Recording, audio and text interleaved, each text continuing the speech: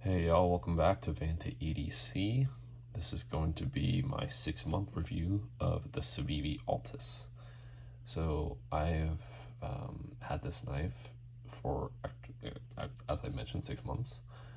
Back in July of 2022. That's how long I've had it, and I've really liked it for many reasons. Just some general impressions. It has a great action. Very satisfying sound when you open it. It's very smooth. It's on bearing, so that helps. It's a very EDC size knife for me, especially with my medium glove size hands. Perfect fit in my hand, and it's just got some great overall ergonomics. So yeah, you just want some things to note as we get into more details. In case you're familiar with all the different offerings that Civivi has at the moment, at least. They do not sell a black on black scales with a black blade. I actually originally got the black blade with these wooden scales, but literally the first time I carried it, notice, I don't know if you can tell, yeah, you can see on camera. Notice the different shades of color on both the two sides.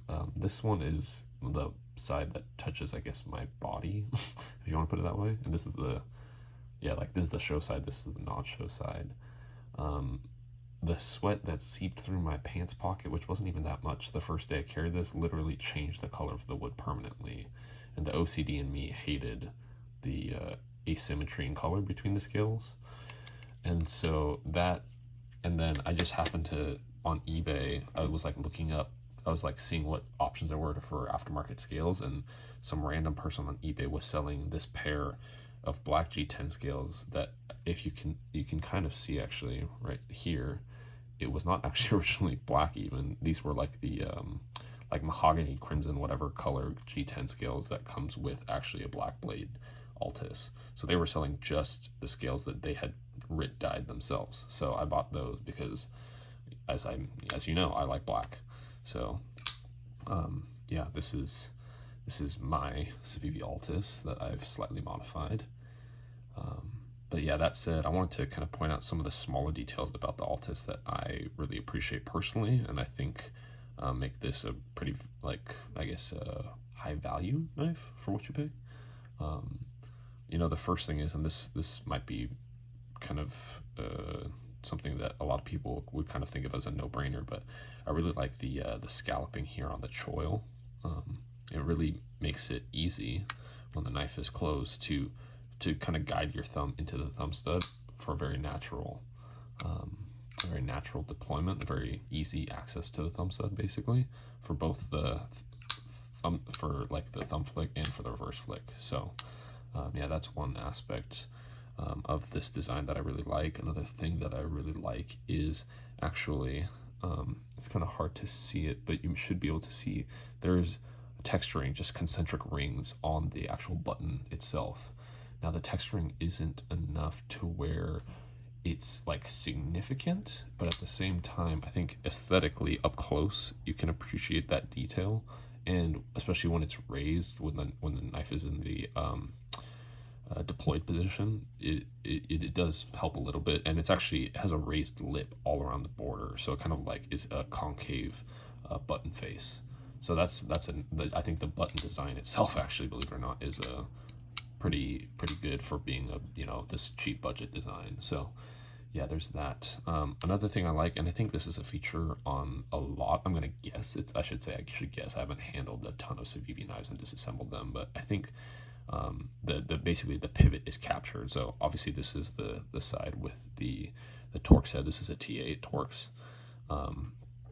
But this side of the pivot is, there's a little on the underside of this, there is I guess you could say like a lip, and like a lip all the way around, and within that, on the edge of the lip, there's a little cutout, like a little like C-shaped cutout on part of it that interfaces with a little a male shaped interface to fit into that cutout that's built into the scales itself. So yeah, it's nice that even though it looks circular from the outside, it's actually is a captive pivot, so that you don't need two drivers when you're disassembling.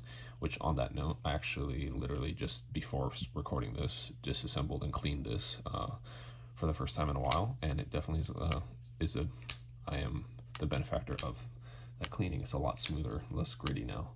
But yeah, so I like that captive pivot. I like that feature. Also like that it came with a black pivot, so it blends better into the all black aesthetic of this particular version.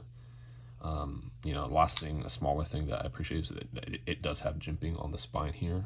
It doesn't go super high up, but because there's no finger choil on the blade, I don't think it needs to go that much further up. I guess it really depends on what you're doing with the knife, but yeah, there's jimping on the base of the spine there. And so this was my first ever button lock, and I'm really glad that it was. I don't know if I'm going to make it its own series of videos, but I am, just in my own knife collecting, I am on the journey to find the ideal EDC knife for me. And to me, I think the ideal EDC knife will be a button lock, just because of how easy it is to quickly quickly close the knife. Because in reality, I fidget more with my knife than I actually cut things with it. So yeah, I just like having the button lock to fidget around with, honestly. But it also is safer in my mind, in the sense that you don't have to have your fingers in the blade path when you're trying to disengage the blade, disengage the lock from the blade. So I definitely don't prefer frame and liner locks for that main reason. I do have some, but I just don't prefer them, generally speaking, if I can help it. So I am on the quest for the ideal EDC knife, which is most likely a button lock. And this was a good kind of not first knife on that journey, but a very informative knife early on in that journey. So you'll hear more about that with every different knife review I do. But yeah, anyway, back to the Altis and specifically. So yeah, I mentioned some of these smaller details and the specs and whatnot. My favorite elements of this knife is, one, really it is the action. You hear that sound. It's a very, in a way, authoritative sound when you flick it open, and the action when you flick it open is very smooth. It is on bearings. I just use KPL on this to make sure it's as smooth as I can make it. So yeah, it's a very satisfying to fidget with knife, because it is it has that sound, and the action is so smooth. Now, I say that because in comparison to a more recent purchase of mine, the CJRB Pyrite, which is also a button lock, notice how much more kind of honestly dull the sound is of this knife. It has great action, it's super smooth, but it doesn't sound as satisfying. It doesn't have as definitive of an audio profile. So anyway, that's obviously very kind of pedantic or esoteric, but I kind of appreciate the Altis for amongst other things for that. So yeah, I also, one of the things I appreciate about the Altis is the blade profile. So it says it's a drop point. I mean, I've never looked up an academic definition of drop point, but I do like this profile because I like that the angle, I guess this is the belly, I don't know, of the blade. I'm not the best when it comes to anatomy of a blade, but I like that it's a very gradual angle here. I feel like it's a little more utilitarian rather than having a very high curve of a clip point or a traditional clip point or drop point. It's very easy to puncture with, but puncture through packages and tape and whatnot. And yeah, I like the it's a relatively high flat grind. I think it'd be great too if it was a hollow grind, but yeah, the flat grind on it is pretty great. Yeah, and again, I mentioned this earlier, but for me, because I have medium-sized hands, this is the perfect size, because you notice that my index finger fits neatly here, and without having to really compress my fingers together, I can very naturally fit all four of my fingers within the distance between the end of this finger choil and this curve out right here at the base of the handle. So very, very natural kind of feel in hand for me. Yeah, and so those are some of my favorite elements about this knife. I think this is a knife that also can change my mind on thumb studs. Before this is, I think when I bought this, this was the most, I guess it was not technically the most expensive knife I bought, but it was the most expensive non-auto knife that I had ever bought at the time that I got it. And before that, I had really experienced really crappy thumb stud, like cheap thumb stud knives, and I really did not like how they felt. But with the smoothness of this action, and just the way that, yeah, like the finger choil has the scalloping to make the deployment, give you a ramp into deploying. It's this kind of changed my mind on thumb studs in general. So I can appreciate that. I think I still might prefer flippers, but I've gotten a lot more comfortable with thumb studs in large part because of this knife. So yeah. Now, on the flip side, what are the things that I would change if I had to modify this design for my personal ideal preferences? Well, the first thing would, as I mentioned, the deployment method. I think it would be nice to have a flipper just because I personally prefer a flipper. I understand why people don't, but I do. I think it'd be great to have both. Why not? ¿Por qué no los dos, right? So there's that. The next thing that I would really like to add is a finger choil on the blade itself. Referencing again the Pyrite here, I do like the ergonomics of the Pyrite better overall than the Altus. I don't think it's necessarily I don't think it's top to bottom a better knife, but it is better in a lot of ways, and for one of those reasons being the ergonomics. Like, I mean, not that, again, I'm not a hard user for my knife, but in this rare occasions when I do need to use my knife to like really get into stuff, to get like, I don't know, cutting through cardboard or something, more substantial with a little more resistance, it's nice really being able to choke up on the blade here. And even when I'm just fidgeting, honestly, again, fidgeting ends up being a very high, a big influential factor in what knife designs I appreciate a lot. Even when I'm fidgeting, I just love being able to kind of like alternate my grip from here to here. So if I could change the Altus, I would definitely add a finger choil here, but at the same time, I can appreciate that because this is a relatively short blade, it's just literally just over 3 inches. You take away a lot of cutting length if you do something like that. So I understand why they wouldn't do that. And at the end of the day, finger choils are not for everybody. So yeah, but for me, that would be cool. Also, and then, this is not a comparison video, but because these are the 2 budget button locks that I have, and really the only button locks I carry on a regular basis, the thickness for me of a knife, meaning the distance, from this side to the other side of the scale, this is 1/2 inch thick, and this is 0.4 inches thick, so a full 1/10 of an inch thinner. Now that may not sound like a lot to some people, but in the world of pocket knives, that is something for sure. It's a substantial difference. And for me, being someone, I may have mentioned this before, but like I'm someone who wears a lot of shorts. I wear a lot of like skinny jeans and such, and these fit into tight pockets so much better. The skinniness of the Pyrite compared to the Altus. So I realize, with all these comparisons, it might sound like, oh, you're just trying to make the Altus the Pyrite. No, I think I like the action of the Altus a lot better.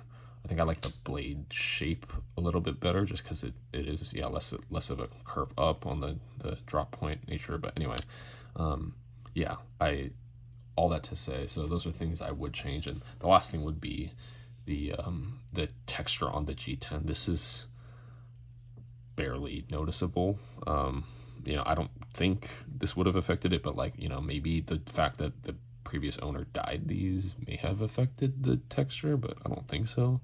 It may also just be it's smoother on the show side versus the clip side, just because I interact with this side more. I don't know. But yeah, the reason I would ever want G10 on EDC knife is so that I get good traction without it being super heavy and super expensive.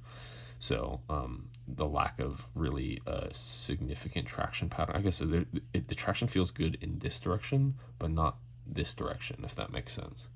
So it's not the worst, but it's just not the best either. So yeah, and again, one last comparison, even the G10 here, it's still smooth, but it definitely has more grit. more purchase than the Altus does. So yes, again, it might seem like I just want the Altus to be the Pyrite, and in some ways, yes, but in other ways, no. You can't really beat. In my mind, this is a hard action to beat, especially because I think retail you can get this for like $70 or something like that, and I'm sure like if you wait for certain sales, I can get it for even cheaper. And I recognize that this is even cheaper, but the action on this in particular, I personally like a lot more. The fidgetiness of this one, I like a lot. So, yeah, this is my Civivi Altus in particular. I've carried it for over the last 6 months. It has been the knife I by far have carried the most. It's getting less pocket time because I got the Pyrite more recently, and I also got a lot of knives in the last like month or two, so those are getting more pocket time than this. And really, the main reason I think that this is not getting more pocket time mainly is because of the thickness and the weight. This is thinner and lighter, and for me, thinness and lightness are pretty high priorities. So this is not a perfect knife. My next video will probably be a 1 month review of this knife, but I do like a lot of things about this knife, and I'm looking forward to getting a version that is a higher quality with slightly different features. But all that to say, this is a great knife. If you've never had a button lock, great first button lock to get. You won't be upset, I don't think, with it, unless you just inherently happen to hate button locks for whatever reason.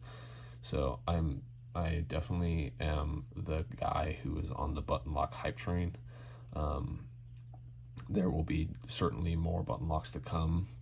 Again, that whole like ideal quest for the perfect EDC knife / really perfect button lock EDC knife. I'm sure you're going to see a lot of other button locks to come, starting with that one. So, yeah, if you have any questions about my experience with this, or your own experiences and or thoughts about the Altus in particular, or other great budget EDC / button lock knives, feel free to throw them in the comments. Until next time, take care, guys.